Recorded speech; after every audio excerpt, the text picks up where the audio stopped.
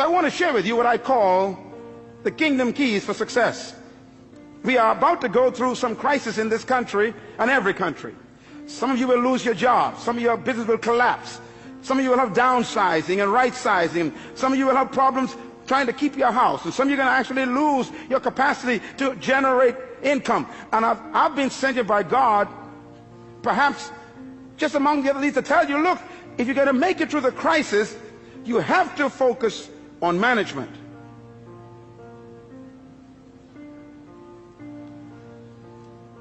Here's God's successful key.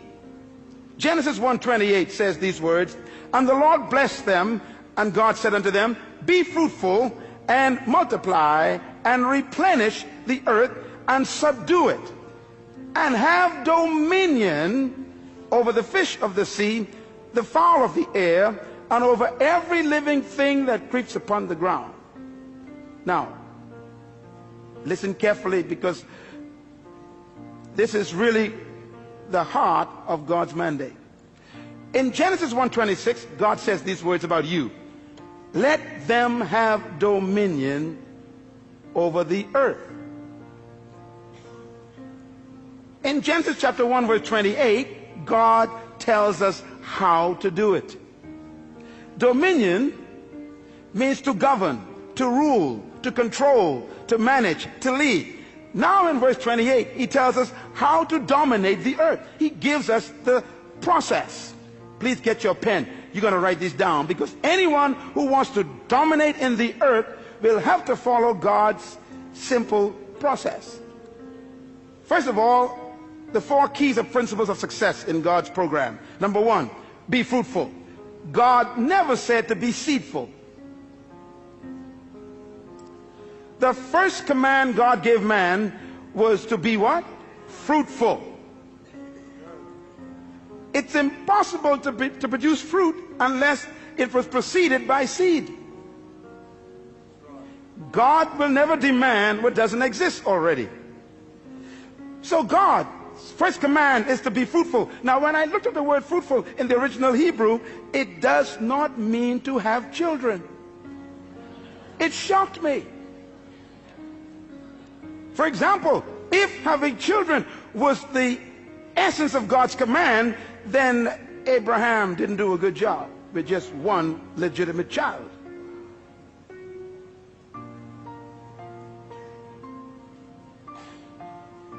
The word fruitful, write it down, it means productive. Be productive. God's first command to humans is be productive. That means produce something. Poverty is the absence of self-production. I remember when Jesus was laying on the floor one day eating, a woman walked in. It was illegal for her to do that where men were eating at that time, and she stepped over Peter, James, and John, and she came to him, and she took this beautiful stone bottle, and she broke the top, and she poured this ointment over his body, and she began to rub it into his flesh and into his feet, and the scent filled the room, and right away the men knew this scent indicates a quality of ointment that was very expensive. Matter of fact, it was imported from Egypt. They knew it. It was used for embalming bodies.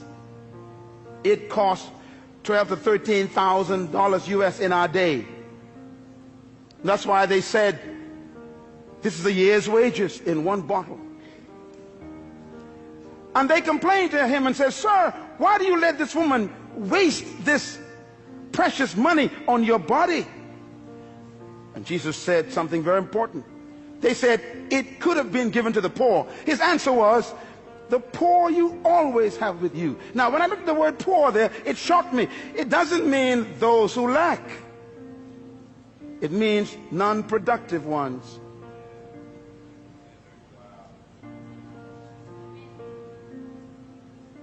The first command of God is produce. Poverty is when you stop producing. And by the way, stay with me here. God said to Adam, be fruitful. God never gave Adam a chair or a table. He hid them in the trees.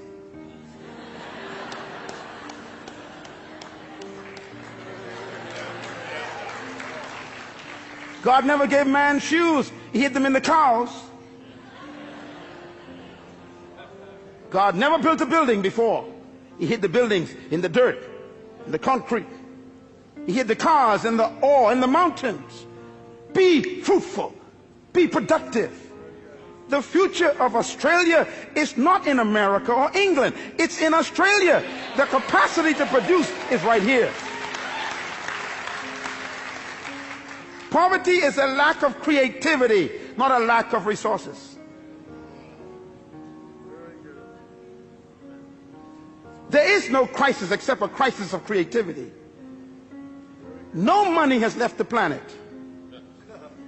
No matter what they say around the world, no money went to the moon, no money went to Mars. It's all still here. And it will be attracted to creativity, because crisis creates creativity and innovation. It is those who are productive that will attract resources.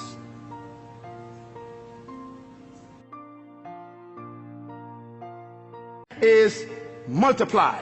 Multiply means to reproduce what you produced. If you follow any successful company, you know, I was driving here a moment ago and I just saw McDonald's. And McDonald's is far away from its original headquarters in Orlando. And it's amazing, when you go to McDonald's in any part of the world, it's the same burger.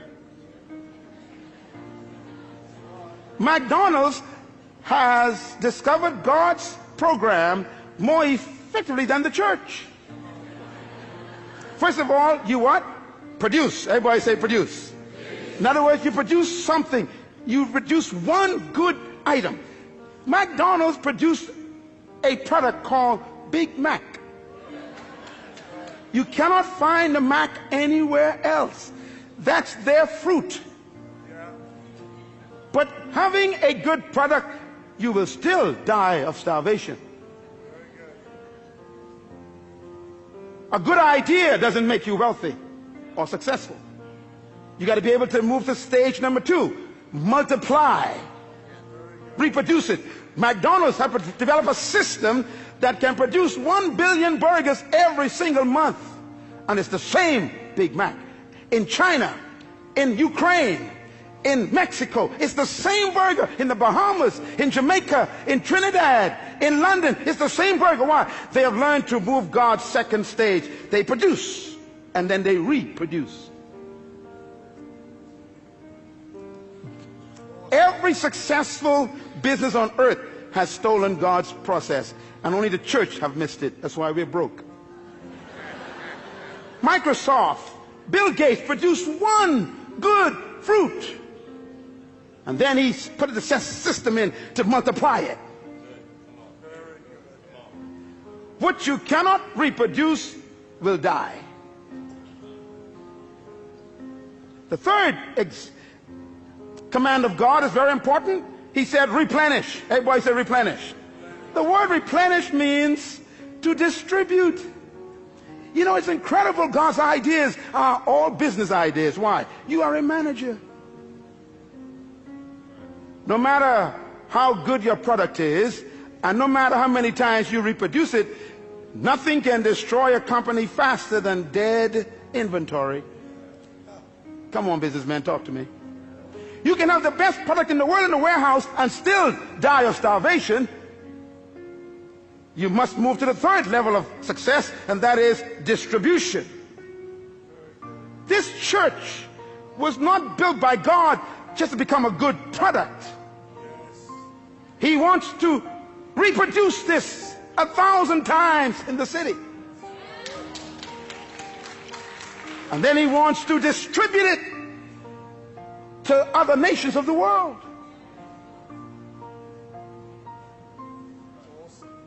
Any company, anywhere in the world, who are successful have followed God's program. The fourth level of God's success management program is, he said, subdue. Subdue means to control the market. You know, McDonald's have no interest in competition. They are after domination. Yeah. If you are in business and you don't have a plan to dominate the market, get out of the business.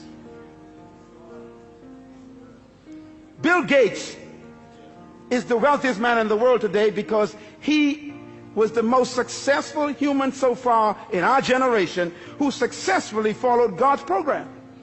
He produced a fruit, he reproduced it, and then he distributed it in every computer, and he was so successful that the entire government was threatened in the United States.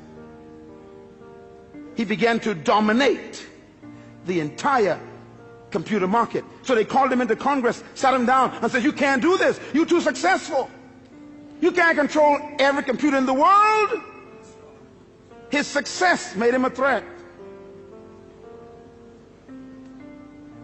What are you doing with your gift? That's why I'm here today. You were born with a gift. Oh, I need 2 more sessions for this. This is too important. Listen to me. Your life is a packaged seed bag.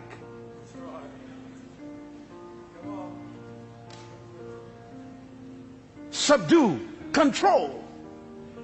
And God says if you follow these 4 principles, be fruitful, produce your gift, your product, multiply, reproduce it, replenish, distribute it, subdue, control the market, the result will be dominion.